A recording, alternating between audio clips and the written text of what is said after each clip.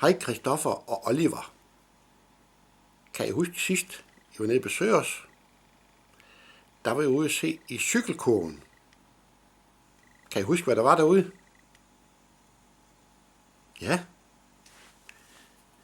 der var en fuglerede. Der var en fugl, som lå på nogle æg i en rede. Hvor mange æg var der? Ja, der var 4 æg. De var sådan blå og grønne. Nu skal du prøve at se, hvad der nu er kommet. Prøv at se med. Hej.